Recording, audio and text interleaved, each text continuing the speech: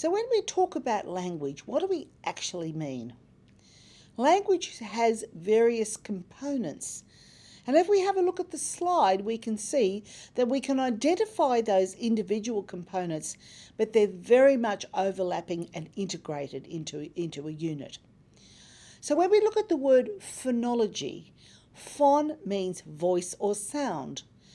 So phonology refers to that part of language where our brain has to deal with those individual speech sounds, those phonemes that we spoke about before. But we don't speak in individual sounds.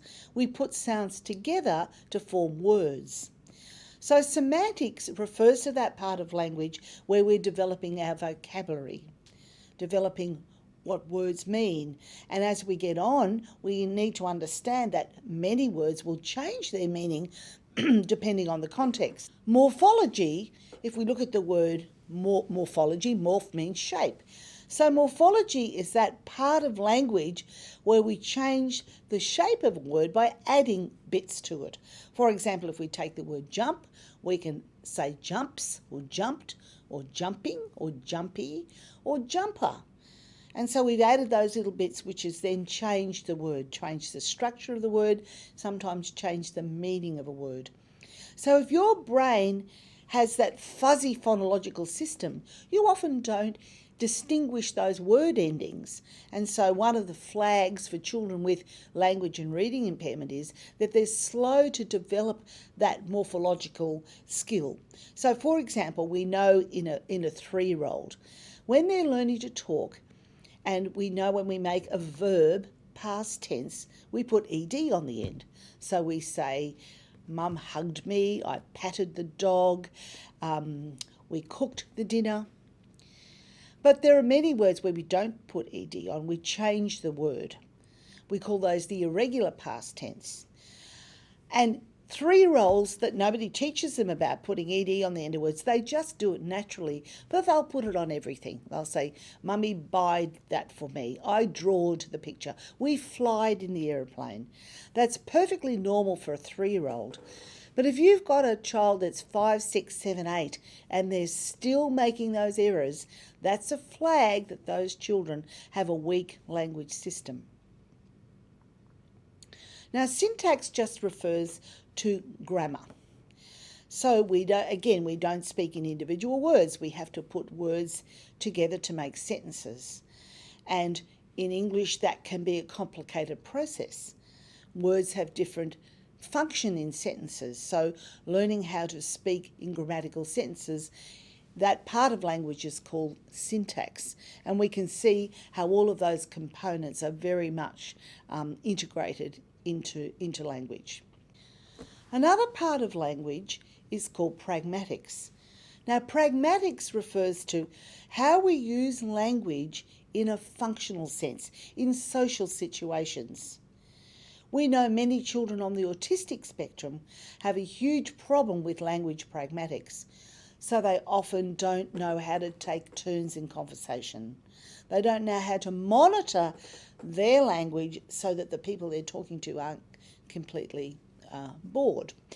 And so we identify problems with language pragmatics in many of our students on the autistic spectrum. So these children often will have very good phonology and morphology and syntax, so the structure of their language is fine. They just don't know how to use language appropriately in social contexts.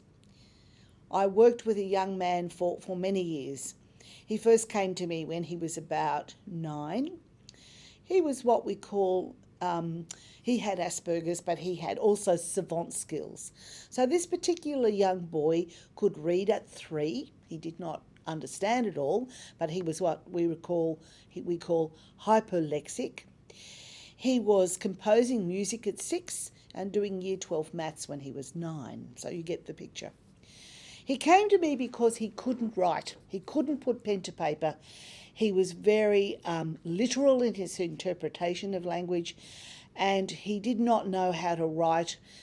He just couldn't put his thoughts together to put pen to paper. So he came to me for help with written expression.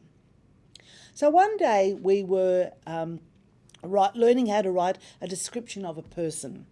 So we went through all the language of how you would describe a person, their size, their shape, their height, the colour of their hair, their eyes, whether they were sparkling, blue eyes. We went through lots and lots of hundreds of words that you might use to describe a person. So after we discussed all the language that we might use to describe a person, I think we wrote a little description of his grandmother. So we were able to use that vocabulary and learn how to write a description of a person. And he was very proud of himself having achieved that, that task. So when we finished the lesson, we went outside of my office, and there happened to be a lady sitting in a chair who was quite large. And my young man stands in front of her and he says, "Now, Devon, what word do you think we should use to describe this lady? I think we should say she's obese, don't you?" His father happened to have arrived to pick him up. So I think his father even put his hand over his mouth, dragged him back into my room. We shut the door and we had to explain to Michael that that was not an appropriate thing to do. And he was absolutely shocked. He was just proud of himself that he'd remembered that language. He remembered the word obese. This was a great lesson to me, to be very careful what you teach these children. But that is a very good example of a pragmatic language difficulty. He had the language, but he was not aware that you do not address people and call them obese, even if they are. Another example with this same young man is that his school employed the Spalding method for teaching literacy. It's actually an excellent program, but it's very rule-based, and this young man loved rules. And did you know one of the rules in English is that you can never end a word with V. It will always be followed by a silent E. And our young man Michael was very au fait with all these spelling rules. And he was up at the local Coles with his dad. And the young man serving him, his name was Rav, R-A-V. And our Michael, my young client, comes up to young Rav and says, "You're breaking the rule." Of course, Rav didn't have a clue what he was talking about and what rule that was. But again, another example of a pragmatic language difficulty.